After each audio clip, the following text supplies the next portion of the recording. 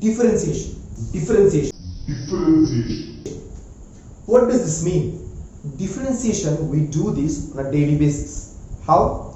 Let's look at what differentiation means. And generally, differentiation means disintegration, or you can say distinguishing, or in other terms we can also say breaking down.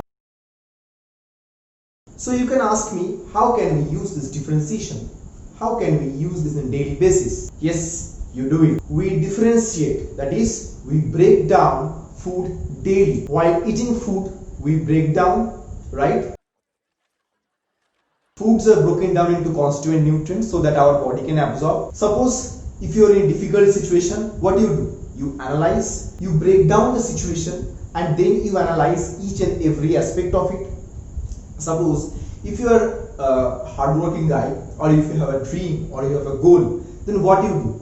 Before starting your day, you try to differentiate. That means you try to break down the day into small routine, or you can say, what are your goals for today's? What are your today's goals? Short-term goals, right?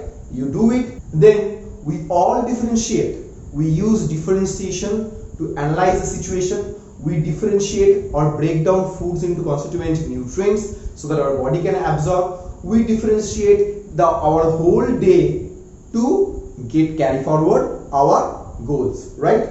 So why don't we use this logic and this phenomena of differentiation to understand physics better? So come, let us understand this in physics.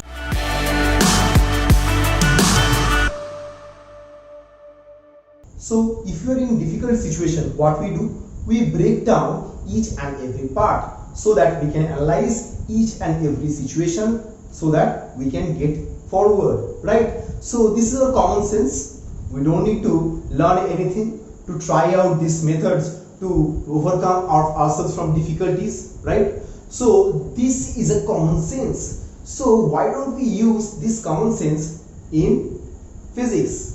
So from here we lead to the concept of differentiation, which is actually done by mathematicians, which is actually a subject of mathematicians or philosophers.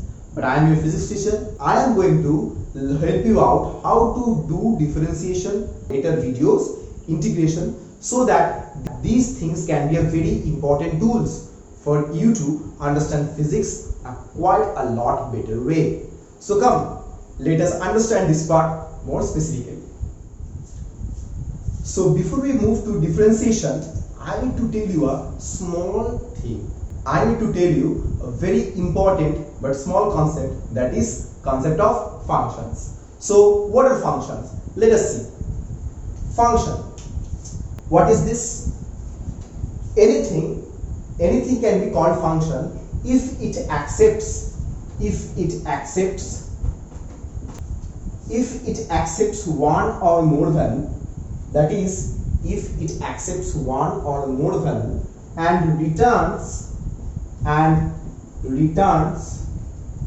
only one value. Now you are going to ask me suddenly, what is function? What is the need of accepting? What is the need of returning, right? Functions perform specific action. It has certain aim, certain objective, or certain behavior. So what functions helps us to do? It actually accepts one or more value and gives us another value. We are going to see an example of this function. So let us find out perfect example of functions. So here I have defined a function. What is this actually? Now you are confused. Yes. So let us get this clear very much. So let me make it clear for you to understand. See, this f bracket I have shown here, this represents a function. This represents a function. Here x is a parameter. Here x is a parameter. What is this? What it does? We are going to see. And this is how you have defined a function. You have said fx is equals to 2x square minus 1. This is an algebraic equation, you can say, but this is how we explain a function. We have defined a function. So let us find out what it is. If I say y is equals to fx, what does this mean? So you are quite familiar with these things if you are not new to this calculus part.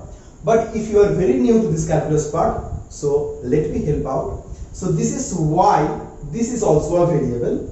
This stores the return value given by this function. Now how will this function return value to y? Only if you provide any value to its parameter. Only if you provide any value to its parameter. Say for example, if I say x equals to 1, then we can say y is equals to how much? Just calculate, put the value of 1 over here, you are going to get y is equals to 1. Similarly, if we put x equals to 2, what we are going to get? Y is equals to 2 into, you place the value of 2 in x, and what are you going to get? You are going to get 7.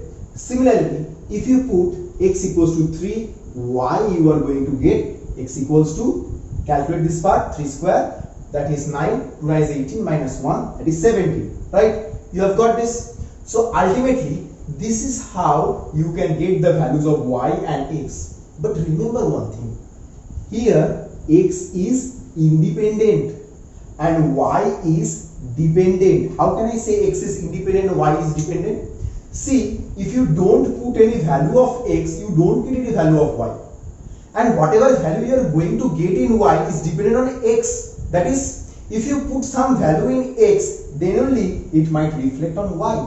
So here we can say y is dependent on x. So this is what we call a function. So in function, we have a return value, we have a parametric value, not one parametric value. There are tremendous amount of examples. There are much more examples where you can see that functions have 2 or more parameters also. That is possible. But this is what function is. Now the interesting part is if you track the pattern of this function. Now remember this thing. Patterns. Patterns are very important in life. So if you remember this, if you try to understand the pattern of this function, you are going to find genuinely a pattern. How are you going to see the pattern for this function? So come, let us find out. See, here I have drawn an axis, right? So for x I can say 1, 2, 3, 4, 5, and for y I am writing a bigger value like 5, 10, 15, 20, like this. Now why? So another important concept I am going to share it with you is, just take a look at your scale. If I ask you what is the number of points between 1 and 2, some of you will say me that sir there are 10 points. If I ask you how, you are going to give me an example of 1.1, 1.2, 1.3, dot dot dot, like this way, 1.9, and then we are going to get 2. But no man, actually there are infinite number of points. So how can I say that there are infinite number of points? Have I counted? No, this is a common sense. Just think of like this. If I say 1.111111, I can go and keep on writing like this up to like 100 digits over there after decimal point. After 100 digits, a digit I can say. Similarly, after 1.11111, I can write up to, suppose after 100 digit I have completed, I can write 2. So these points are very close. These points are very close. So actually they are very dense. That means no, there are not 10, only 10 points. There are innumerable, that is infinite number of points. So if you ask me, sir, what are the how many number of points are there between 1 and 2, I am going to give you the answer infinite. And I hope you have realized this. How can there be infinite number of points, right? So among this infinite number of points, I have picked these 3 points, 1, 2 and 3. Now let us track what is the pattern of this function is trying to explain us. So if I consider 1, at 1 this function give me value of y at 1. So this point must be here. At 2, when x equals to 2, we get the value of y at 7, something like here.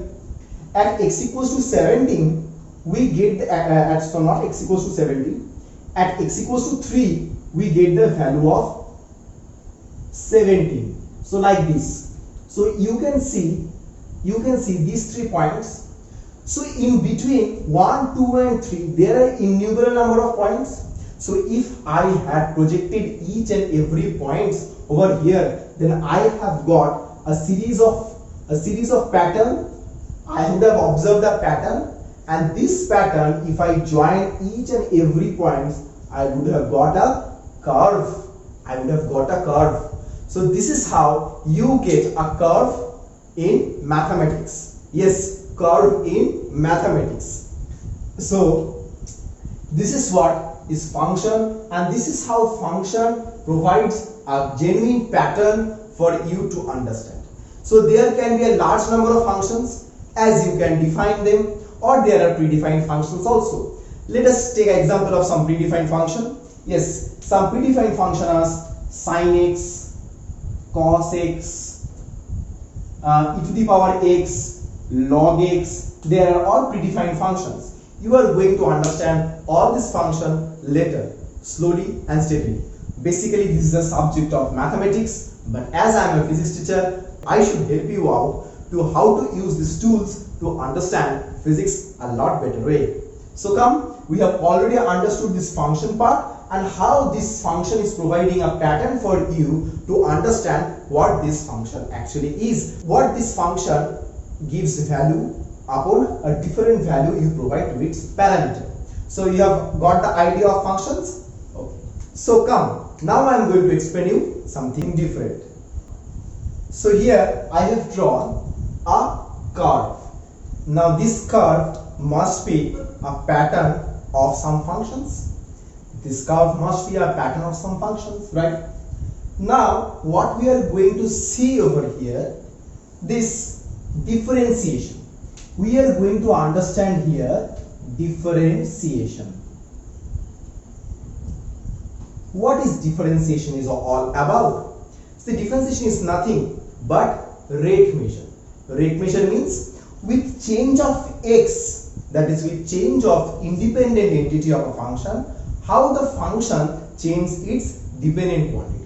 That is, if you bring about the small change in x, this delta sign signifies a small change in x. So if you bring about a small change in x, this change must be reflected on y. That is, we are going to get a delta change in y also, depending upon the functions. Now that is also depends upon the function, how much change it may reflect. It may reflect some change, it may not. It may reflect some negative change, it may reflect some positive change, whatever. We are going to study that. That study is known as actually differentiation. See, we are doing the same old thing. We are trying to break each and every point and trying to analyze how this situation is all about. That is, we are trying to analyze each and every point, how it may change or how it may reflect with changing a small change with the independent quantity. So come, let us find out what it is actually trying to say us. So differentiation can be written as like this, like change of y with respect to change of x. That is change of y with respect to change of x. This is del y by del x. So how can the change may affect it? Suppose the change may affect like this. Suppose you are in this point, and this is point 1, x1. So for this point we have a y1. Similarly for this function, right? Similarly for point x2 also we have a point at y2. So for this x2 also we have a point at y2, right? So this is what our change in x, and with change in x we got to see we have got a change in y also. This is our change in y. So with this small change in x, you can get to see some reflection of change in y. So with this change you can get to design or you can understand the functions very clearly. You can really understand these functions very clearly and more precisely. That's what we do in physics. We try to understand each and everything in our nature precisely. So come, what we do here, see this change in y with respect to change in x, this can be written a more precise and more good form actually, I mean. So like this, fx plus h minus fx, and here x plus h minus x. What is h here? H here is a small increment. Now here you can see this change is quite large. That's why I am writing over here this del y. Okay, this part is segregated. Okay, so here you can see del x is very small, and here you can see y is also small. But this small here, this increment, this change, this small increment or whatever change you may say, this is due to this h.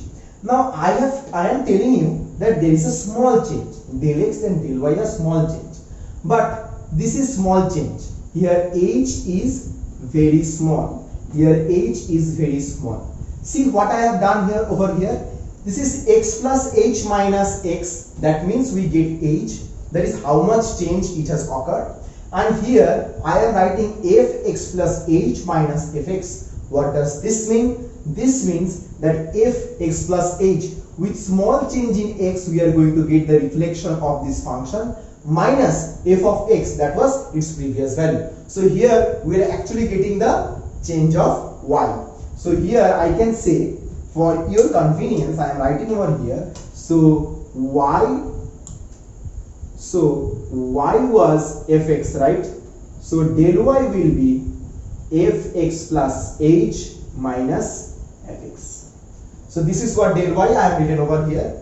Now if this change, this h is very small, this h is very small. Now how much small can you imagine? If h is very small, that is this change h tends to 0, then we can say limit h tends to 0, then this f of x plus h minus fx by this, ultimately we are getting over h only. If I write this, for this small change we say dy by dx. For this small change we write dy by dx. So ultimately this dy by dx was a very scary part till now. So what it is actually dy by dx? Dy by dx is nothing but change of y with respect to x. So what is y? Y is actually giving you the functions. Y actually giving you the numbers. What numbers? What the function is returning if you put some value within x, right? So this is what? This is nothing but it's a rate measure of y with respect to x. This is clear to you now? So now, why we are learning all these things? What tools can we get from here? See, here I have written one thing, limit. This is here I am telling about limit h tends to 0. Now what is limit? What is continuity? These are all the chapters of mathematics, and you are going to get a very precise knowledge of mathematics in your class 11 and 12 of this limit, continuity and functions in a more precise way. But this is an overview that which you need to learn to understand physics way better, right? So I have given you this knowledge, and with this thing I am going to give you some formulas. So different functions can have different patterns so as they are different curves, right? So if we differentiate different functions, we are going to get different values, or we are going to get different. So if we are going to differentiate different functions, we are going to observe different patterns, how that function is behaving now. Okay, after differentiating. So let us find out what are the different functions available to our knowledge at this present, how this can help us to understand physics better. So come, let us find out. Okay, so for formula 1, we can see it here like this. If d dx, what is this? We are trying to find out how with change in x we are going to see how this change is y is represented. So if y is a function is defined as like something like this constant c, then what are we going to write over here? We are going to write like ddx of c. So here c is a constant value. C does not depend on x. If c does not depend on x, whatever change you may bring on x, do you think that there will be any change in y? No, there will be no change, because y does not depend on x. Why? Because c is a constant value. C does not depend on x. So ultimately, if we differentiate anything that is constant value, then we get the value as 0. There is no change. See, this represents change with respect to x. So with respect to x, there is no change. Okay. For this, I can give you a very good example. If I switch off my AC or switch on my AC here in my house, do you think are you going to feel any effect over there at your house? No, there will be no effect. So you are independent of whatever I do with my AC over here, right? So ultimately, whatever change I may bring over here, it won't reflect any change at your house. So this is what I am trying to say. Another formula. What is this? Y is defined as a x to the power n. So what is a over here? A is a constant value, and x is a variable value, and x to the power n, how x is varying to the power n. So if you try to find out dy by dx, the formula is over here a n x to the power n minus 1. This is how the formula is. So come, let us take an example of this. If y is defined as like this, 3x cubed minus x squared plus 1. So if we differentiate this, if we find out dy dx over here, so what are we going to get? Just try to understand this formula. What this formula is giving you to understand, 3x cubed. So 3 remains over here, and this 3 is representing as n. That comes first, and x to the power 3 minus 1. Similarly for here also, 2 comes first and x to the power 2 minus 1. As you can see this formula, and 1. Does 1 depend on x? No. You are trying to find out changing y with changing x. So now 1 is a constant value. It does not depend on x. So this will be 0. So ultimately, what we get dy by dx? We get dy by dx as 9x square minus we get 2x. So this is what dy dx we get. So this is how you have to do the differentiation. So for you, I have written these formulas. These formulas of differentiation are really important for you, for your boards, and to help you understand physics a lot better. These formulas you may need, but the most important formulas, as I have already explained to you just now, those are very important, and those formulas are really needed to understand physics better for 11 and 12. You are going to understand these formulas more precisely and more in depth in mathematics, but I don't think it has already started for class 11 for mathematics chapter. That's why I am explaining you. So if you have any problem, you can directly contact me a text in Instagram. I will always reply you over there. And if you want to join my live class, you can also contact me for that. Thank you everyone. If you really like my video and if you want to get in touch with this kind of contents, please don't forget to press like button and don't forget to subscribe. Yes, I will definitely upload more this kind of videos so that it will be much easier for you to understand physics and more importantly realize physics in a better way. So thank you everyone. Thank you for today.